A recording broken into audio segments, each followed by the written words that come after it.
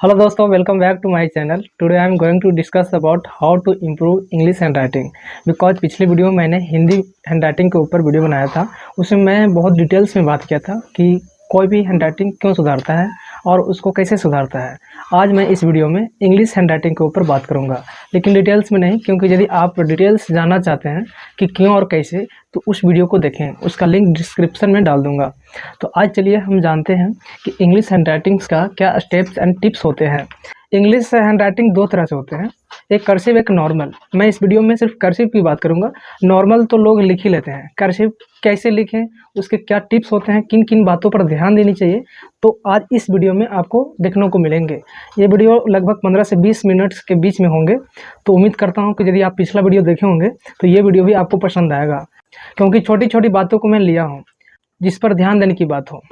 Okay, let's start. Hand writing की बात करें तो सेम हिंदी हैंड राइटिंग की तरह इसका भी कुछ टिप्स एंड स्टेप्स हैं। जैसे फर्स्ट स्टेप की बात करें तो right the English alphabet again and again, यानी इंग्लिश अल्फ़ाबेट जो होते हैं 26 लेटर, उसको बार बार आपको लिखना है।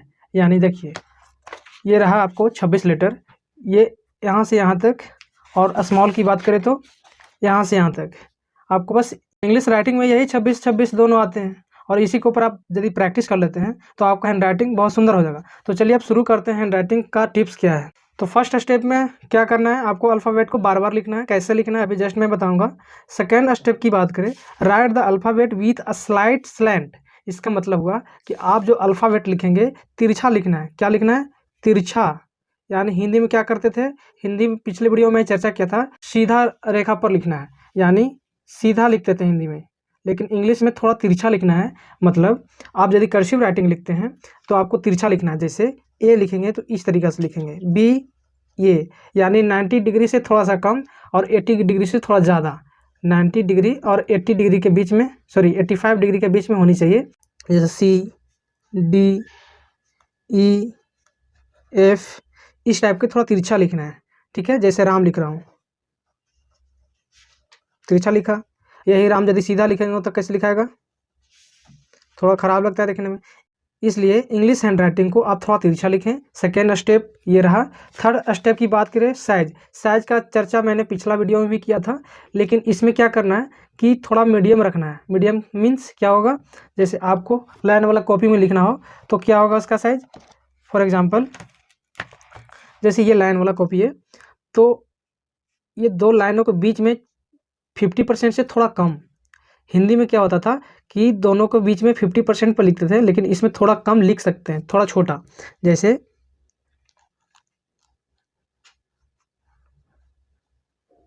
श्याम, ये थोड़ा छोटा है,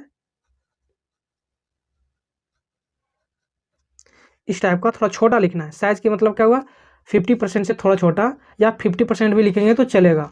साइज समझ गए। अब है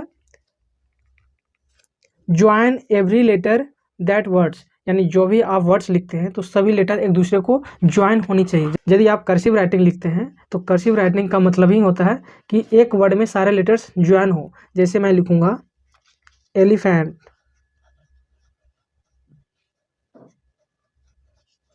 इस तरीक़ा से ज्वाइंट होनी चाहिए। मैंगो, ये नहीं कि एम पहले लिख लो उसके बाद फिर ए फिर एन, इस तरीक़ा से नहीं, सारे ज्वाइन होनी चाहिए। ठीक है, तो साइज और ज्वाइन मीन्स समझ गए आप कि इंग्लिश हैंड राइटिंग कर्सिव यदि लिखते हैं तो सभी ज्वाइन हो। और ज्वाइन कैसे होगा, यदि आप इंग्लिश अल्फ़ाबेट को प्रैक्टिस करेंगे तो आप समझ पाएंगे कैसे ज्वाइन होता है एक दूसरे को। अब है फोर्थ स्टेप में, स्पेस कितना छोड़े। हिंदी में क्या बताए थे कि हिंदी में दो शब्दों के बीच में एक अक्षर का स्पेस छोड़ना होता है, लेकिन इसमें क्या होता है ना कि एक अक्षर से थोड़ा ज़्यादा, little more than a letter. Means क्या हुआ, जैसे मैं लिख रहा हूँ माई नेम इज श्याम, तो ये जो स्पेस है ना, यहाँ पे कितना स्पेस छोड़ें, तो एक लेटर से थोड़ा ज़्यादा या एक लेटर आप छोड़ सकते हैं, लेकिन एक लेटर से कम लिखेंगे तो ज़्यादा, और दो शब्दों के बीच में ज़्यादा स्पेस। जैसे देखिए ये क्या है, एक लेटर से थोड़ा ज़्यादा छूटा हुआ है ना, बस उसी तरीक़ा से आपको स्पेस छोड़ना है, ज़्यादा नहीं छोड़ना। अब चौथा स्टेप तो मैं बता दिया। अब पांचवा स्टेप में क्या है, प्रैक्टिस ऑन 2 लाइन कॉपी या 3 लाइन कॉपी। यदि आप पूरा खराब राइटिंग लिखते हैं तो 3 लाइन वाला कॉपी में आप प्रैक्टिस करें। यदि आपका कुछ राइटिंग हद तक सही है तो आप 2 लाइन वाला कॉपी में भी सुधार सकते हैं, प्रैक्टिस कर सकते हैं। जैसे मैं यहाँ पे अब लिखता हूँ कुछ, जैसे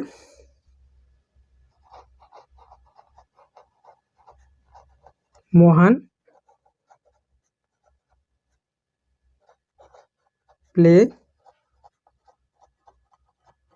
क्रिकेट,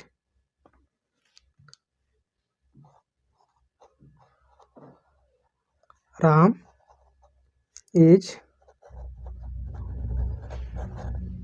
गोइंग टू मार्केट। तो इसमें क्या करना ना, साइज में बता दिया, स्पेस भी थोड़ा एक लेटर से ज़्यादा छोड़ना है, और आपको थोड़ा तिरछा लिखना है, ये भी मैं बताया। और प्रैक्टिस करना है अल्फ़ाबेट, मैं अभी जस्ट बताने वाला हूँ कि अल्फ़ाबेट को कैसे प्रैक्टिस करना है। अब 3 लाइन में यदि आप प्रैक्टिस करते हैं तो आपको बताया गया होगा कि कुछ लेटर जो है बीच वाला घर में होता है, 3 घर इसमें होता है। कितने घर? 3 घर। तो कुछ लेटर्स बीच वाला घर में लिखा जाता है, कुछ लेटर बीच वाला और ऊपर वाला घर में लिखा जाता है, कुछ लेटर बीच वाला और नीचे वाला घर में लिखे जाते हैं। जैसे कौन कौन लिखे जाते हैं भाई? ए, जैसे बीच वाले में कौन कौन लिखे जाते हैं? ए, सी, ई, आई, एम, एन, ओ, इसी तरीके से। और ऊपर वाला में कौन कौन लिखा जाता है? ऊपर वाला में देखो, बी, डी, एफ, एच, इसी तरीके से। और अब नीचे वाला मैं बताता हूँ कि कौन कौन लिखा जाता है। नीचे वाला में आपको लिखा जाता है जे, पी, क्यू, वाई, जेड। ये जो लेटर्स हैं आपको नीचे लिखना है, यानी आप जहाँ भी लिखेंगे, यदि 2 लाइन वाला कॉपी में लिखते हैं तो ये जो लेटर है लाइन से नीचे होनी चाहिए। जैसे मैं यहाँ पे लिखा हूँ गोइंग, तो जी जो है लाइन से नीचे है, लेकिन यहाँ पे एच लिखा हूँ ये लाइन से ऊपर है। यहाँ पे पी लिखा हूँ लाइन से नीचे है, ए लिखा हूँ लाइन से ऊपर है, टी लिखा हूँ लाइन से ऊपर है। यानी आप इस पर प्रैक्टिस करेंगे तो कौन ऊपर कौन नीचे होता है आप समझ पाएंगे। इसलिए प्रैक्टिस की बात करें तो यदि आप बिल्कुल बिगिनर हैं तो ये 3 लाइन वाला कॉपी में लिखें, सॉरी 4 लाइन वाला कॉपी में लिखें। सॉरी यहाँ पे 4 लाइन होगा जी, 4 लाइन वाला कॉपी में लिखना पड़ेगा, ठीक है। चलिए अब देखते हैं फर्स्ट स्टेप का, इंग्लिश अल्फ़ाबेट बार बार कैसे लिखें। देखिए इंग्लिश में 26 लेटर होते हैं, 26 के ऊपर आपको प्रैक्टिस करने की ज़रूरत नहीं है। मैं हिंदी में भी सेम बताया था कि कुछ सिलेक्टेड लेटर्स को आपको सिलेक्ट करना है और उसी को बार बार प्रैक्टिस करना है। यानी इंग्लिश में भी सेम तरीका वही है। जैसे यदि मैं ए को सुधारूंगा तो इसी के साथ साथ एम और एन सुधर जाएंगे। जैसे हम लोग कैसे लिखते हैं, ए लिखते हैं इस तरीक़ा से, एम भी सेम इसी तरीके से होता है। सेम यहाँ से यहाँ तक ए लिखें, फिर यहाँ एक वर्ड और कर दिए, एम हो गया। एन लिखेंगे तो सेम इसी तरह से ए हो गया, फिर इस तरह से कर देंगे एन हो गया। यानी यदि मैं ए सुधारूंगा तो ये दोनों लेटर्स खुद ब खुद सुधर जाएंगे। अब बी की बात करें तो बी कैसे लिखा था? सेम इस तरीक़ा से। तो डी भी यहाँ से यहाँ तक आप बी सीख गए और यहाँ से ऐसे फोल्ड कीजिए और फिर इस तरह से कर दीजिए। एफ सेम, आप एफ को आउट डिजाइन बना सकते हैं। एच कर्सिव का मतलब आप जितना डिजाइन दे सकते हैं। आई, जे, के, सारे सेम आ रहा है ना। ये जो है ना लाइन, यही प्रैक्टिस करना है। आप ये यदि सुंदर बनाना सीख गए तो आपका इंग्लिश कर्सिव राइटिंग सुंदर हो जाएगा। एल, पी, ये पी कैसे कहाँ से आया? बी से आया। आर भी सेम इसी तरीक़ा से, यहाँ से यहाँ तक पी के जैसा और फिर यहाँ पीछे कर दीजिए, आर हो गया। जेड भी सेम इसी तरीक़ा से, ठीक है जी। तो आपको क्या करना है, बी को प्रैक्टिस करें और साथ साथ सारे लेटर्स को प्रैक्टिस करें, ध्यान में रखते हुए कि सारे का प्रैक्टिस करने का तरीका सेम है। अब सी की बात करें तो सेम, यहाँ से ये डिजाइन देने के लिए सीखें, उसके बाद 1-2 बार इसको ऐसे घुमा दें। जी की बात करें तो सेम इस तरीक़ा से। ओ की बात करें तो सेम उसी तरीक़ा से, और क्यू ओ के नीचे सिर्फ कर देना है सिर्फ। बी और वाई की तरह सेम है। ये सारे जो हैं एस और वाई एक्सेप्शनल है, ये सेपरेट इसको प्रैक्टिस करना पड़ेगा। जैसे एस बहुत ज़्यादा आता है, हर जगह पे आपको एस देखने को मिलेंगे। ए भी बहुत ज़्यादा यूज होने वाला लेटर है, तो आपको S, A, B, R, T, ये सारे लेटर्स को आपको प्रैक्टिस करना है बी वाला लेटर में, ठीक है। तो एस कैसे लिखेंगे, यहाँ से उठाएंगे और इस तरीक़ा से कर देंगे। वाई की बात करें तो सेम इसी तरीक़ा से आप वाई ऐसे भी लिख सकते हैं, और बी पहले ही सीख चुके हैं, ठीक है। अब टी भी एक्सेप्शनल है। टी की बात करें तो कुछ लोग ऐसे लिखते हैं, कुछ लोग ऐसे लिखते हैं, जो अच्छा लगे आप यूज कर सकते हैं। डब्लू भी बहुत ज़्यादा आता है, वाट, वेयर, वेन। जब कोई भी हम लोग इंट्रोगेटिव सेंटेंस वाला वर्ड लिखते हैं तो डब्लू का प्रयोग वहाँ पे होता है, इसलिए डब्लू का भी आप प्रैक्टिस कर लें। तो डब्लू ऐसे लिख सकते हैं, और ज़्यादा स्टाइल करना तो इस तरीक़ा से, और ज़्यादा स्टाइल दिखाना है तो इस तरीक़ा से। आपको भी जो जल्दी हो सके प्रैक्टिस कर लें। मैं तो सिर्फ ऐसे ही करता हूँ, ये भी सुंदर लगता है, ठीक है। ये था कैपिटल लेटर, बिग लेटर, इसको और भी बोलते हैं कैपिटल लेटर भी बोलते हैं इसको, ठीक है जी। अब देखते हैं स्मॉल लेटर। सबसे बड़ा रोल स्मॉल लेटर का ही है, क्योंकि इसी का ज़्यादा यूज होता है। इसी से लेटर्स आपको सुंदर दिखेंगे, शब्द सुंदर दिखेंगे, और पूरा आपका हैंड राइटिंग सुंदर दिखेंगे। इसलिए आप बड़ा वाला से ज़्यादा छोटा वाला के ऊपर प्रैक्टिस करें, क्योंकि इसी से वर्ड्स बनते हैं, सेंटेंस बनते हैं।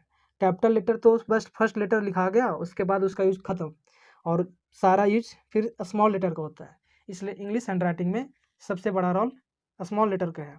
तो देखिए इसमें क्या करेंगे, यदि मैं ए सुधारूंगा तो इसी के साथ साथ ये सारे लेटर सुधर जाएंगे। कैसे, जैसे ए लिखते हैं किस तरीक़े से, यहाँ से उठाना है ये ऊपर और फिर नीचे। सी भी सेम इसी तरह से ऊपर इस तरीक़े से। डी भी फिर इसी तरह से ए जैसे लिखते हैं, फिर ऊपर लग जाएंगे, फिर इस तरह से नीचे।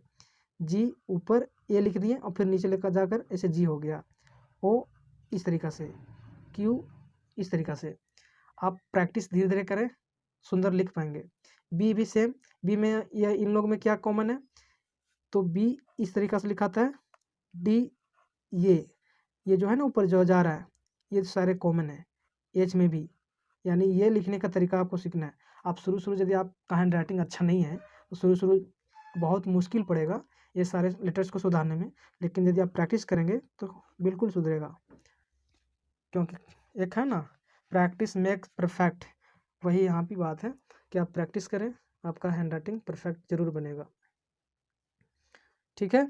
अब एफ़, ये देखिए एफ़ बहुत लोग हैं ना कि इस तरीक़े से लिखते हैं, मतलब एफ़ को सुधारने के लिए आप यदि लिख पाते हैं इस तरीक़ा से तो अच्छी बात है, नहीं तो इसको और प्रैक्टिस करें।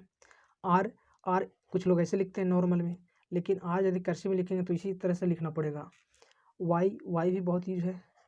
देखिए जो ये वाई, ये जो है ना लेटर्स, ये तीनों चारों, ये भी जो नीचे जो जाता है ना, इसको सुंदर लिखने का प्रयास करें। बहुत लोग हैं कि तुरंत मोड़ देते हैं, बहुत लोग बहुत ज़्यादा ये करते हैं, लेकिन अब बहुत लोग का ये इस तरीक़े से जाता है, तो नहीं, यहाँ से एकदम सीधे नीचे फिर इस तरीक़ा से वाई, जैसे योर, ठीक है, व्हाट इज योर नेम, ठीक है जी, इस तरीक़ा से लिखना है। तो ये क्या बता रहे हैं, एक लेटर को आप प्रैक्टिस करें, साथ साथ ये सारे लेटर्स आपको प्रैक्टिस हो जाएंगे। एम और एन सेम है, यदि आप एम सीख गए तो एन भी सुधार सकते हैं। एम इस तरीक़ा से भी लिख सकते हैं, एम इस तरीक़ा से भी लिख सकते हैं, जो आपका अच्छा लगे वो आप फॉलो करें। पी और एच में क्या कॉमन है, पी नीचे जाता है और एच ऊपर जाता है। ये सारे लेटर्स क्या कॉमन है, ये यू है, ये भी है, ये डब्ल्यू है, ये एक्स है, ये वाई है, ये जेड है।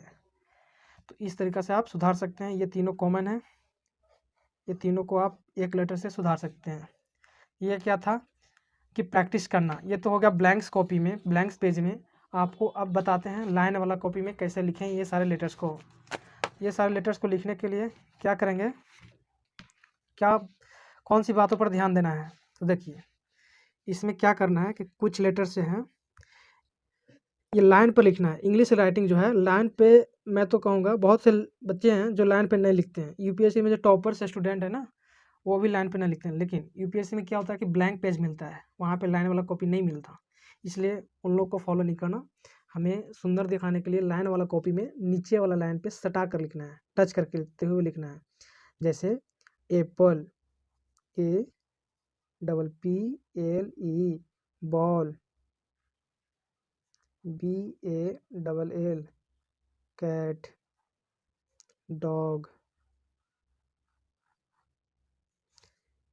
एलिफेंट,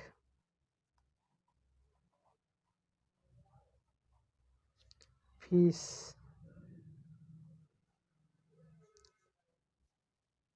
GIRL हैन। इस तरीके से आपको लिखना है। और बड़ा सेंटेंस लिखना हो तो क्या करेंगे, तो इसमें क्या करना है, ध्यान देने वाली बात क्या है कि कुछ जो है ऊपर जाता है, कुछ नीचे जाता है। मैं अभी जस्ट चर्चा किया था, वो बात ध्यान देना है।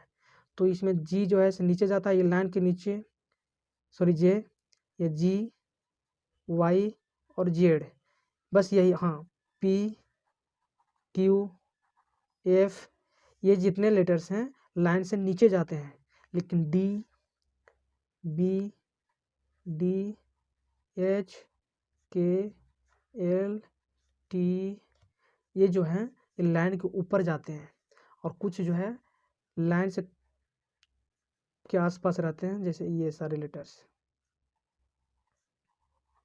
तो आपको बस प्रैक्टिस करना है। उम्मीद करता हूँ ये सारे लेटर्स आपको समझ में आए होंगे। देखिए, मैं कुछ सेंटेंस लिख कर बताता हूँ। फॉर एग्जांपल, कल मैंने हिंदी में एप्लीकेशन की चर्चा किया था, तो यहाँ भी इंग्लिश में एप्लीकेशन ही लिख कर बताता हूँ, 2 लाइन।